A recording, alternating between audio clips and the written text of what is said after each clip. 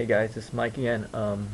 Here with another video. This time I'm going to be doing the actual final part of Spider Island. That vlog really doesn't count, I guess. So I'm going to be reviewing parts 5 and 6 of Spider Island. Amazing Spider-Man 671, and Amazing Spider-Man 672, also Mary Jane and Peter. Yeah, and the epilogue I'll do in a separate video because that deserves it. But, I really didn't want to jam too much crap into this review. So, starting with 671, the last where we left off. Jameson just entered stage, I believe, 2 of the spider virus, 2/3. He's turning into a spider monster. Everyone in New York is basically, if you have spider powers, you're turning into a monster. And Mary Jane just got her powers. And when we start off, it's Peter fighting Jonah, trying to save Alistair Smythe, who knows how to cure everyone, like, in New York City, because about 1 million people, 1.6 million, have powers and are turning into spiders. So Peter subdues Jonah, and they lock him up. And the Queen finds out that Horizon Labs has a cure. And to solve that problem, they decide to send Tarantula, who is Peter's clone, to sneak into Horizon Labs because he has Peter's DNA, and to poison the cure that they've been siphoning off of Anti-Venom. So when we follow that, Mary Jane is swinging around the city saving people. She's finally understanding the whole great power, great responsibility thing. I mean, she's always known that, with powers, but now she's experiencing what Peter has gone through, since he was 15, having these great abilities and using them for a greater purpose than, self-gain. So when we end up, Spider-Man is swinging back to Horizon Labs, and he sees his friends fighting the spiders, protecting the jammers. And Madam Web notices this. She's like, oh, maybe it's time for me to do something, step in. She teleports to Horizon Labs, yells at Reed Richards for putting up the psychic barriers because they're affecting her powers. She can't see the future. / the Queen's getting stronger. And the people at Horizon Labs decide, you know what, these spider jammers took away Spider-Man's spider sense. We're gonna give it back. From there, Peter ends up in Horizon Labs. He's he goes into his lab, and he gets attacked by Tarantula, he finds out is Kane. Him and Kane fight, and Kane tries to poison the serum, the antidote, and Peter kung fu's him and eventually tosses him into the cure. Oh, I actually glossed over a major part. But right before Peter goes into the cure, we see 2 of Peter's co-workers and the mysterious person who works in lab number 6, who has experience with the Peter Parker DNA. This man he is the one who's been working on the cure, and he I'm not gonna say who it is, but if you watch the anime series, the 90s anime series Spider-Man, you'll definitely know who this character is. If you want, I can throw in a spoiler or somewhere at the end, but I'm not gonna really tell you. It's actually a major plot point. I'm happy Dan Slott brought this character back from the brink of the abyss of uncertainty. And from there, so we find out who number 6 is. So Peter throws Kane into the serum, and he's cured. He comes out looking like normal, and the Queen, angry with the Jackal's constant failures of being unable to stop Spider-Man, unable to stop Anti-Venom from being brought to Horizon Labs, so on and so forth, she kills him with her sonic scream. And Peter's spider sense come back, and Madam Web, her powers are reactivated, and she senses that the Queen has got even stronger, because of the Queen's connection to the Web of Life, and all the spider people her powers have become godlike, and that's where this issue ends. So let's start with the story. I feel that out of all this issue, probably like I like my this issue. I feel is a lot better than 4. There's a lot more. The story is not as jumbled. There's not much like details, as in like Dan Slott's trying to grab like stories from different books and tie them together. Like everything's coming together very nicely, streamlined. Um, you know, from there, and not only that, it focuses on less characters, which I think is a good thing, because in the last issues, it bounced around a lot between a lot of the different groups that were protecting New York. But this book focused on Spider-Man, Mary Jane, and the people at Horizon Labs, which I thought was great. Because too much detail sometimes gets it gets a little overwhelming. I said this in my last review. The last two issues, I believe, were a little overwhelming with the amount of details, which I don't mind sometimes, but like as I said in my last review, like sometimes I get mixed up because there's too much crap, and I read these a while ago, like when they came out back in August/September/October. So story-wise, it's very good. It's coming along nicely. Dan Slott's arc. We're about to get into the final confrontation with the Queen. She's become even more powerful than she already was. She was already strong enough to take on Captain America and Spider-Man. I mean, she's defeated them both in certain different times. So like now she's even stronger, and it's up to Spider-Man and the Avengers to kind of swing in and save the day, metaphorically and physically. Art-wise, this book is great. Humberto Ramos, and this team is Humberto Ramos, Cuevas, Olazaba, and Delgado, which is weird because Cuevas and Olazaba have been alternating books, until this issue. Their work is great. One thing I did not like about the art is that sometimes the faces, when Humberto Ramos draws females, they get a little weird looking. For example, on the cover, I'm gonna put a bigger picture up, but if you look at the cover, it's very pleasing, to the eye, because it's Mary Jane half naked, on the wall. She looks good. Her face is a little weird. Her eyes are like tilted. I think it's because her head's tilted to the side, but her eyes are just like, it just annoys me a little bit. And not only that, in the book, when she's fighting spiders and stuff, her face, she makes a weird face, and it doesn't really fit with her. Especially, I mean, it fits well with Peter because he's zany, he's known for moving around, and Mary Jane is really not known for that. But I mean, it works well with the style and Art's storytelling. This zany cartoon style hasn't changed. So I'm gonna give this book a 3.5 out of 5. It's still a little, not because it wasn't good, just because it's the end of, we're getting to the accumulation.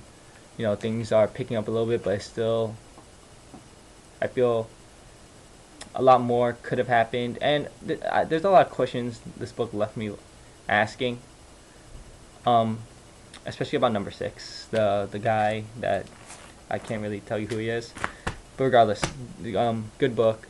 You guys should pick it up, especially if the hardcover comes out. Like, I buy single issues. I don't really buy hardcovers that often, but there's some books I'm gonna probably buy hardcovers. Maybe when the Spider Island hardcover comes out, I'll buy that, but I'm not sure.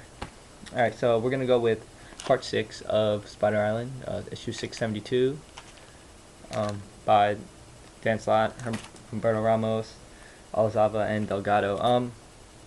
So this book picks up off where the last book sort of ends. The Queen has gotten even stronger, and it starts off with Steve Rogers, Captain America. He has returned back to his normal self after they cured him at Project Rebirth in the Catskills, and he and Venom, Flash Thompson, are fighting the Queen in Central Park. They manage to take her down, but she decides to pull a transformation. She pulls who's a boss that always transforms, like Sigma from Mega Man X, if you guys know what that is. He always transforms into a new stage. She transforms into a giant spider monster. And Captain America does his rallying thing with Venom. Bam, they try to fight the Queen. Meanwhile, at Horizon Labs, I believe Peter is talking to Kane about who's behind this, so on and so forth, and Mary Jane swings into Horizon Labs. They wonder why she hadn't transformed into a spider yet, and I love the way Dan Slott put it across. He Reed Richards explains that the reason she took so long to have powers is because of the closeness she had with Peter, which is a little entertaining. Ben Grimm laughs at it, and Jessica Drew finds it a little funny. Calls it immature, but it is a little funny. It's because they as Peter puts on later in the book, they share a toothbrush for a long time. That's why she's immune to the virus or has resistance to the Parker DNA. Awkward.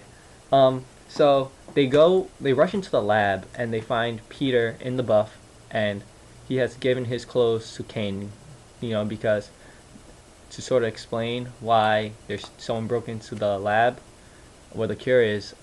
Reed Richards understands. It's like, oh wow, clone.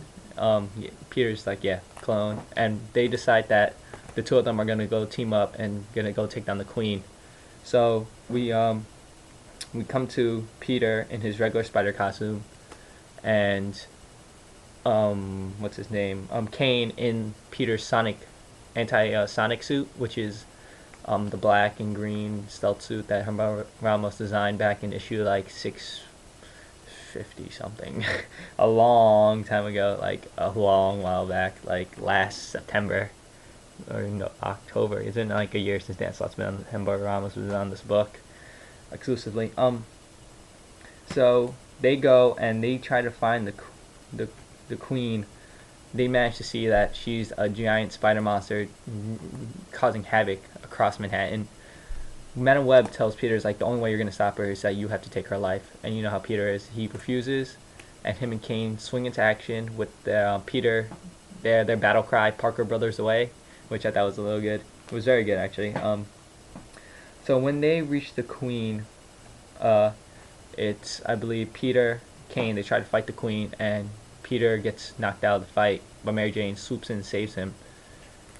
And Peter has like a brain, he has like a brain blast. I'm using like random like terms from cartoon series.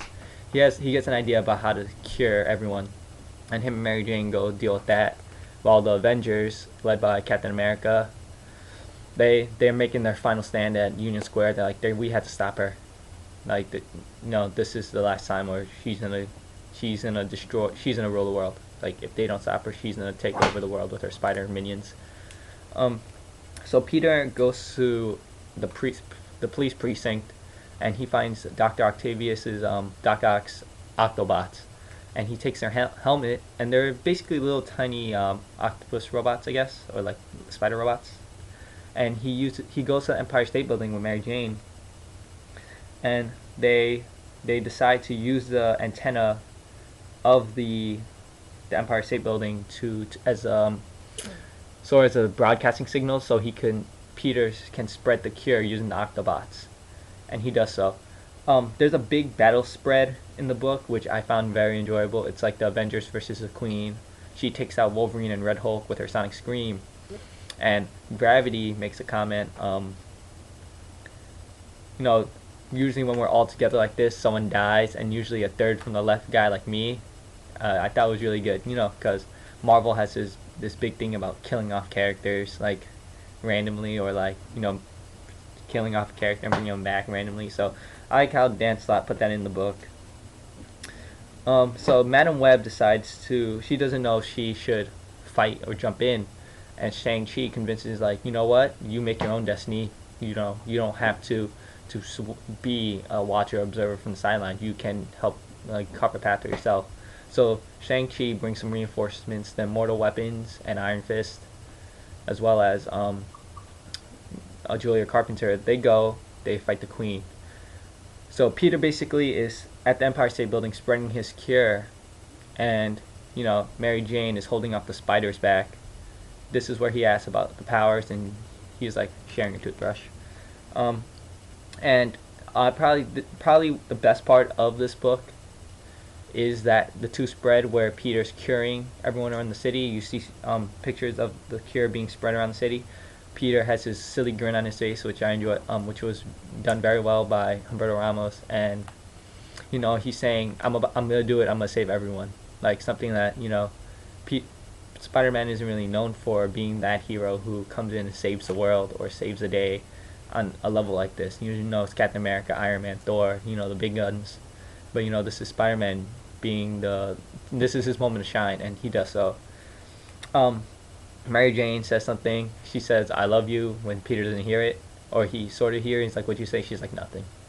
So the Queen starts losing her powers because her connection with the spiders is dimming, and to end her, Miss Marvel pulls a fastball special with Kane and throws him at the Queen. And apparently he has, I didn't even remember if he has his power or not, but he has these like blade things that let him jet out his wrists, like spider swords, I guess. Like she's like Spider Baraka. He punches right through the Queen, and the Avengers take her down.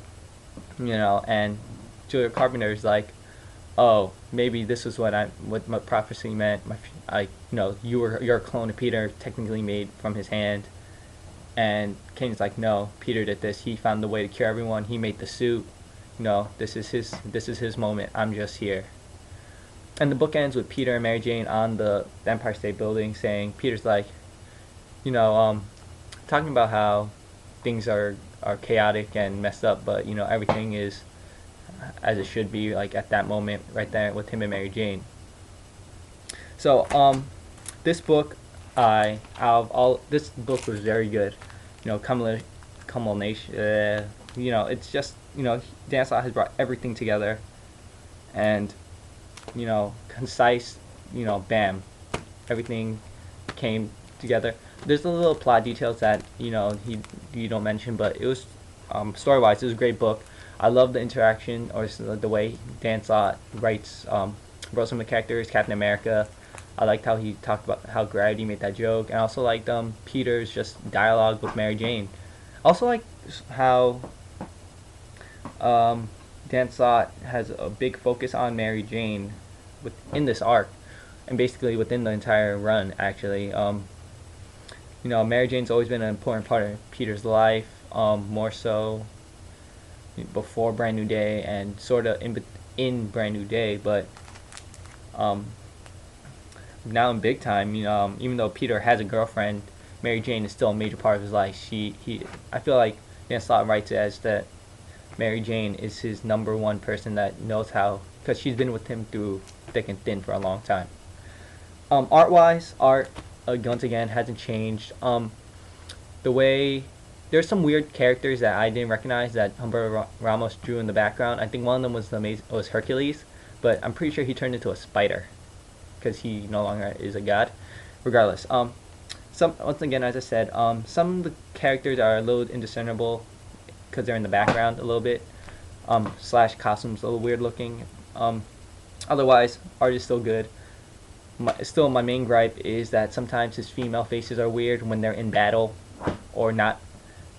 But when they're standing still, walking around, the faces are great. They look attractive. They're attractive women. So not much else to say about these two books. I'm gonna do the epilogue in a little bit. So part 6 of Spider Island, I'm gonna be giving it a 4 out of 5. This book is a great way to end a great way to end the arc with this giant battle scene.